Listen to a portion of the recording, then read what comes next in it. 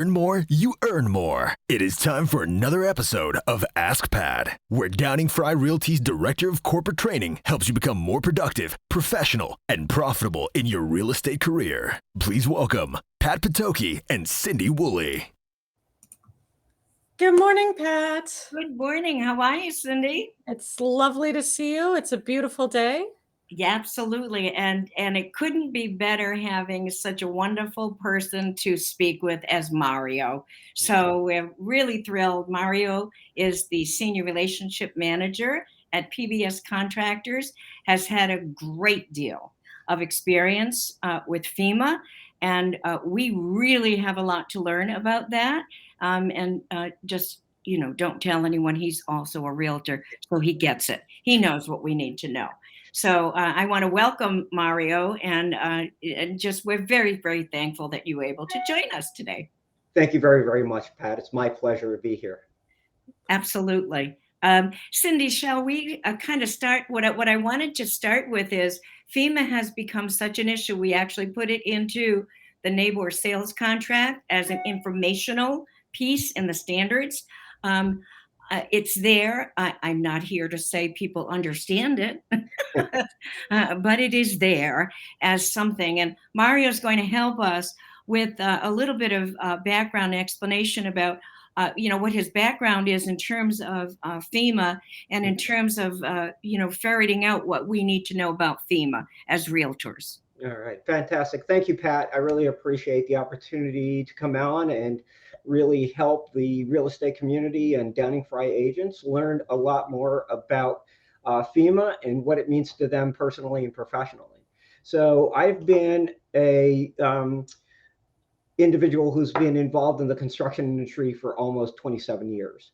And in that period of time, from the very beginning of my career all the way through today, I've had to deal with FEMA in a variety of different aspects. And so when the remodeling and renovation approach after Hurricane Irma, I really began to dig deep and learn about the FEMA rules and what it really means.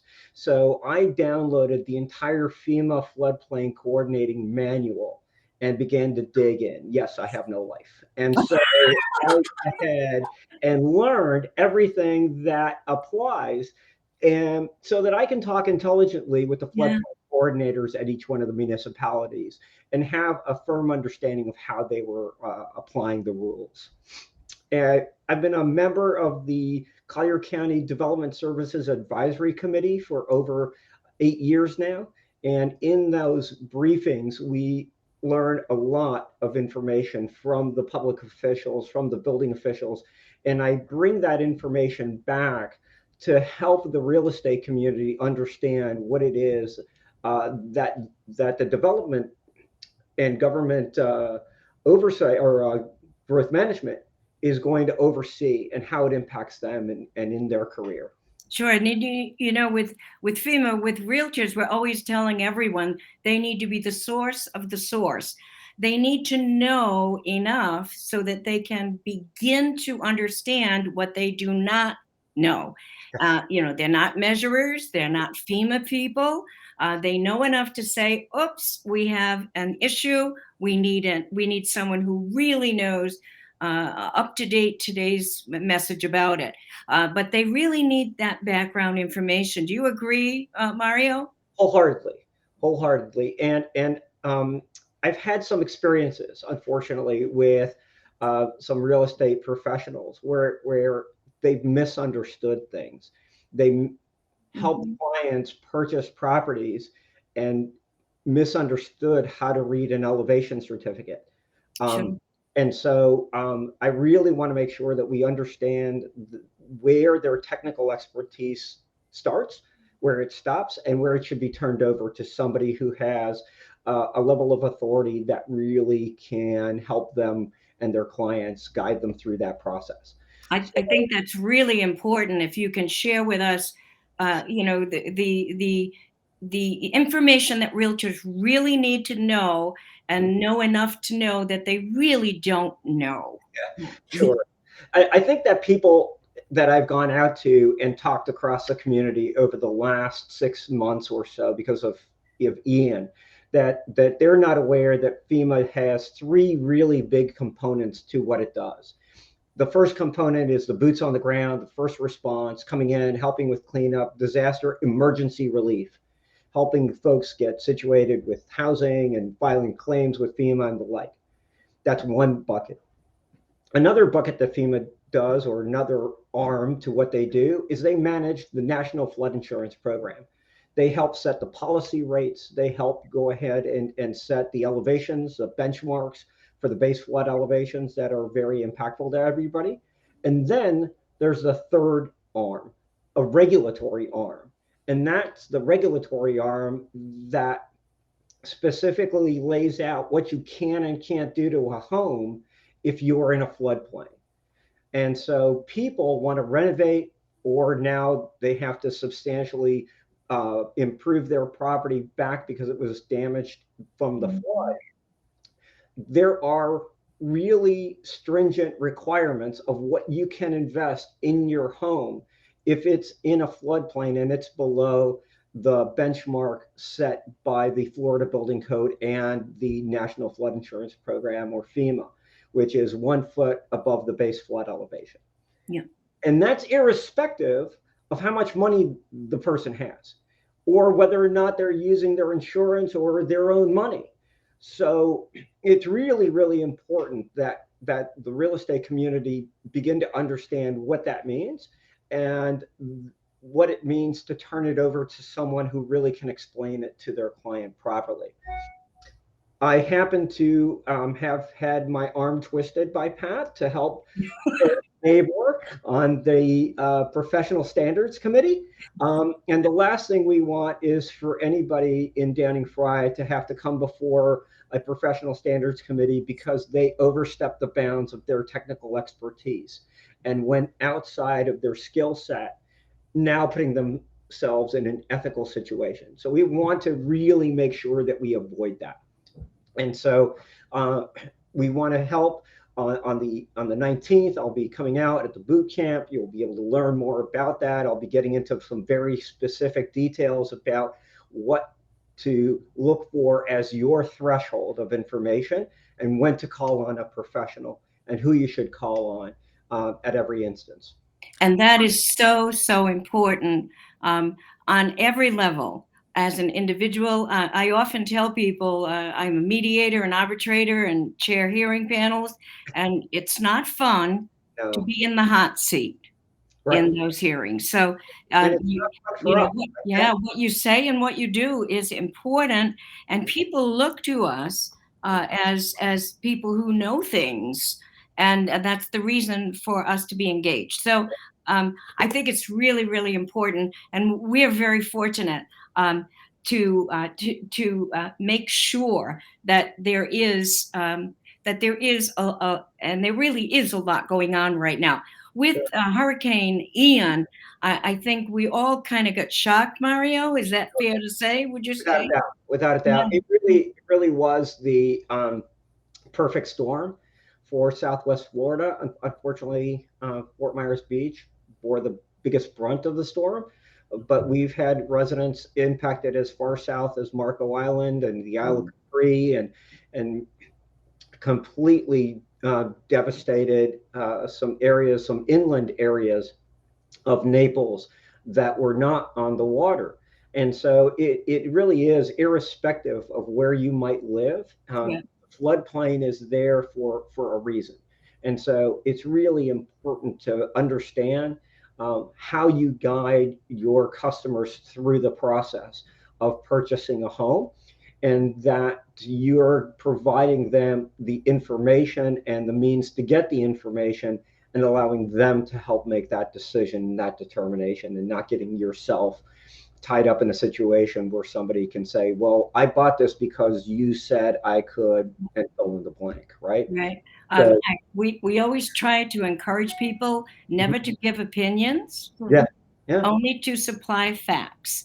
Sure. And right now, is it a fact that I don't know if we know the full extent of the damage from this storm at this point. Am I wrong in saying that? So maybe in terms of the volume Uh-huh.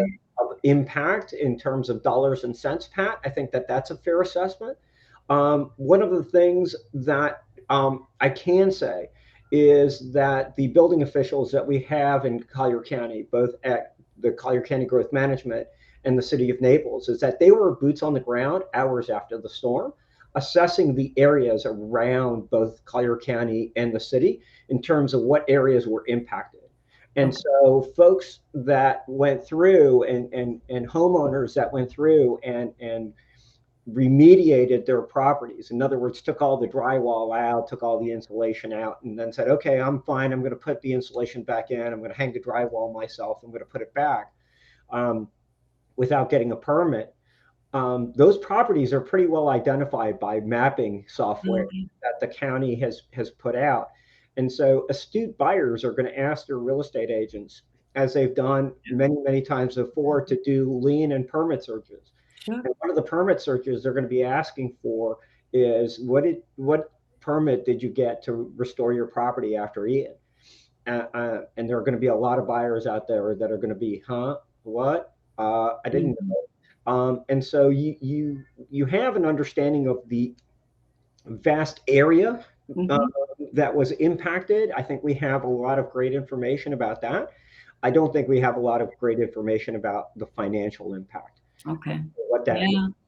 It was, kind of a once in a lifetime. I remember I taught it in Sanibel. I teach at the board there.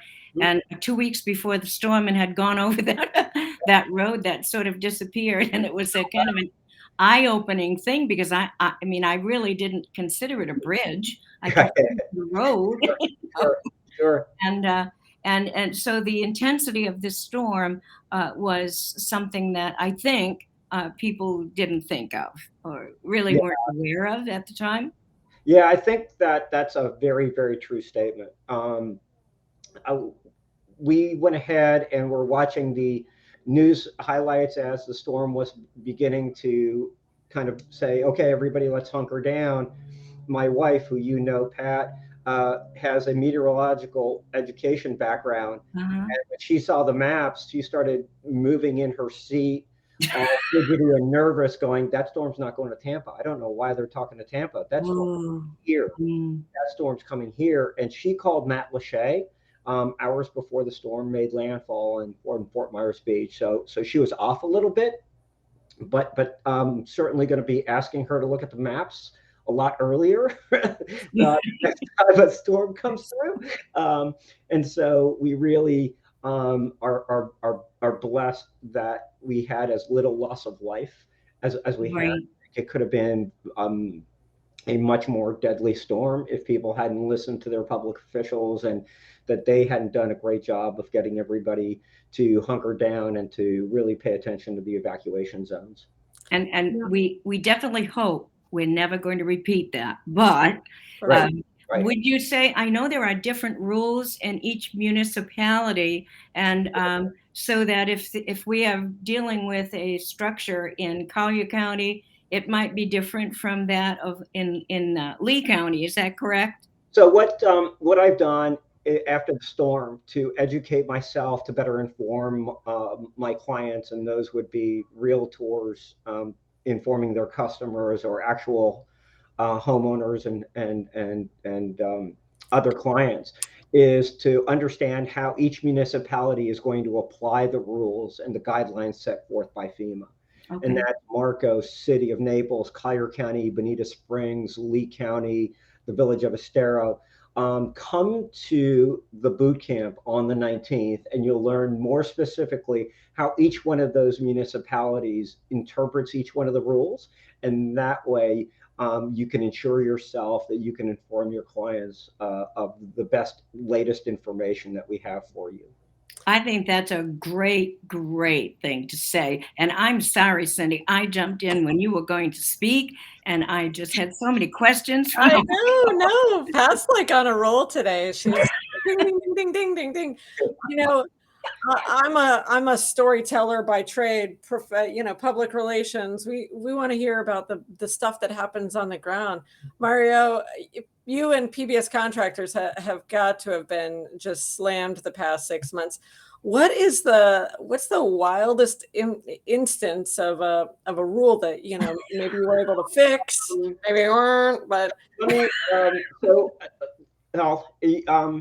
you can see that I am also an auxiliary deputy with the Collier County Sheriff's Office. Yeah. So I'll share a couple of different stories. I'll share two short stories. One is I was out with the Marine Patrol Unit the Saturday or 2 days after the storm made landfall, and we went through, and just the amount of boats and cars and everything that was pulled out. But the biggest devastation I saw were condominiums who were toes in the sand that had impact windows, and the unit next door had impact windows and hurricane approved shutters, the aluminum shutters.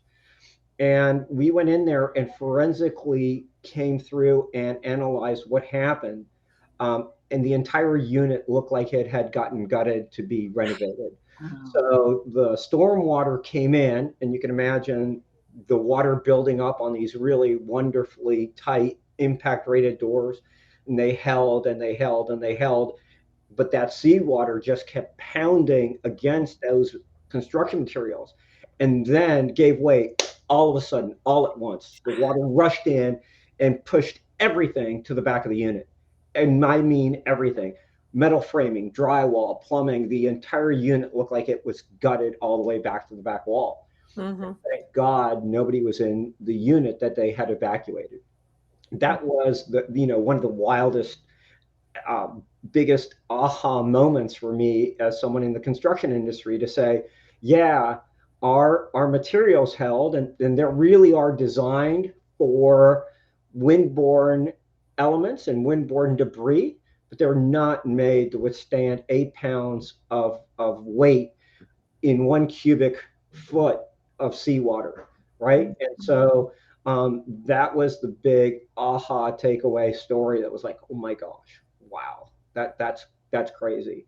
The other element, Cindy, that you were referring to is seeing the high number of single family homes that were purchased by folks way early in their tenure here in Southwest Florida, little single story ranches in the areas west of Creighton, in that Park Shore area. Those folks saw great appreciation in their land values.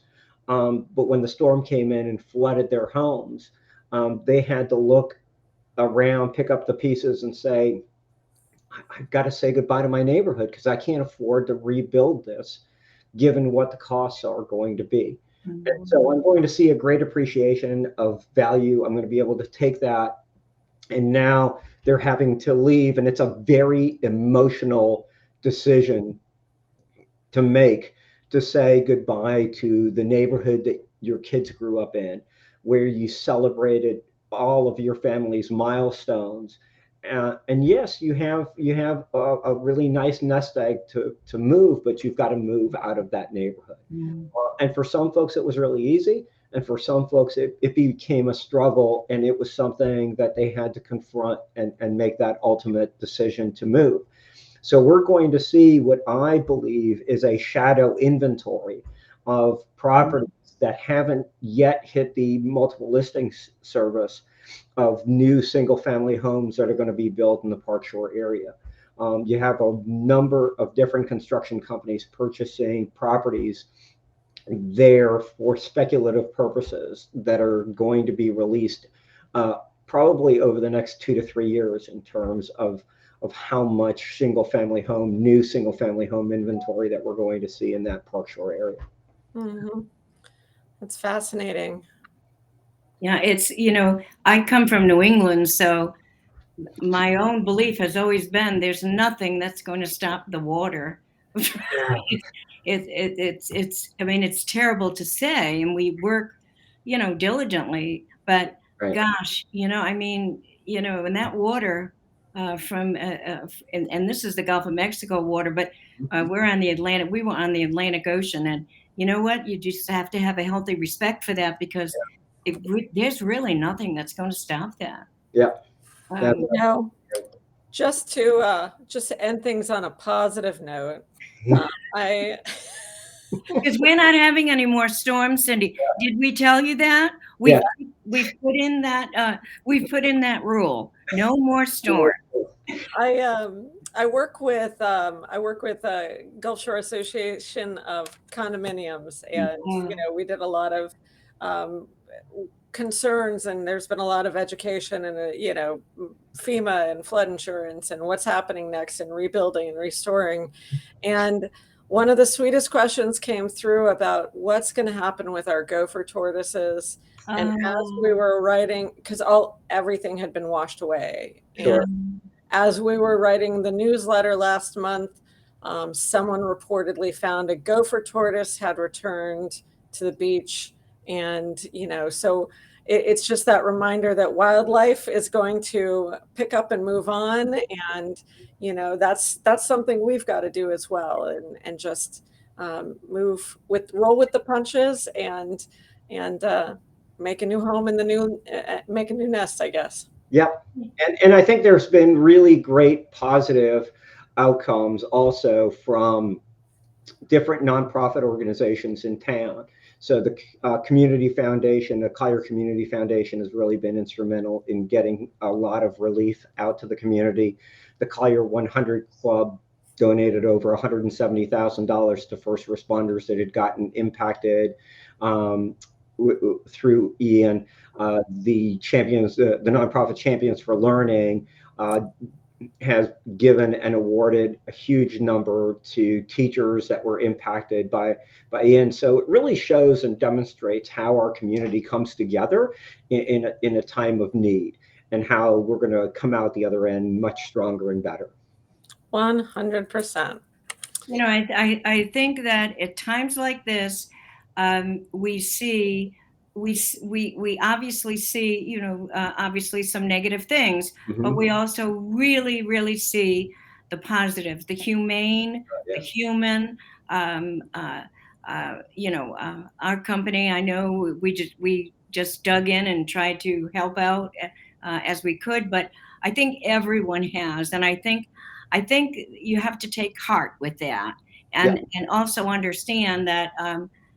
When it comes down to it, we're all just humans, and we're doing the best we can, and so forth. But it does bring out it in a situation like that. It brings out the best, I think, in all of us. So, but I still think that for us, heading forward, having Mario discuss these differences and the differences at the boot camp will be a tremendous, tremendous boon for realtors, so that they can draw that line distinctly and say, gee, you really need to speak with an expert after this point. Yeah, perfect. Absolutely. Yeah. Oh my goodness. Well, thank you so much for your time, Mario. It's good to see you, Pat. And I appreciate that very much. Thanks for having me. Thanks for asking me, Pat. Oh, we're always happy to have Mario. He's always he always knows what he's talking about. So we appreciate that. Thank you so much, Pat. All right. We'll see you later. Take care. Thank you for joining us for this episode of Ask Pat. You can learn more at Downing-Frye.com and make sure to follow us on Facebook and LinkedIn.